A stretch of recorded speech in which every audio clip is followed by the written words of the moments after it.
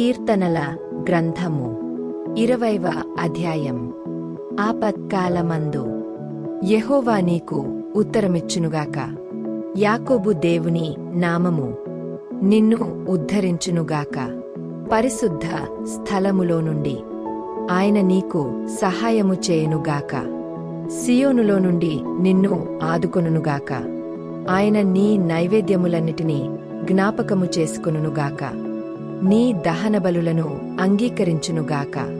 నీ కోరికను సిద్ధింపజేసి నీ ఆలోచన యావత్తును సఫలపరచునుగాక. యెహోవా నీ రక్షణను బట్టి మేము జయోత్సాహము చేయుచున్నాము. మా దేవుని నామమును బట్టి మా ధ్వజము ఎత్తుచున్నాము. నీ ప్రార్థనలన్నీయు యెహోవా సఫలపరచునుగాక. యెహోవా తన అభిషిక్తుని రక్షించునని నాకిప్పుడు తెలియును. రక్షణార్థమైన తన దక్షిణ హస్తబలము చూపును. తన పరిశుద్ధాకాశములో నుండి అతనికి ఉత్తరమిచ్చును. కొందరు రథములను బట్టియు కొందరు గుర్రములను బట్టియు అతిశయపడుదురు.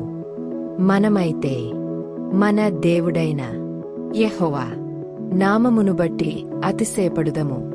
వారు కృంగే నేలమీద పడియున్నారు. మనము లేచి చక్కగా నిలుచుచున్నాము. యెహోవా రక్షించుము. మేము మొర్ర పెట్టునప్పుడు రాజు మాకు ఉత్తరమిచ్చును గాక.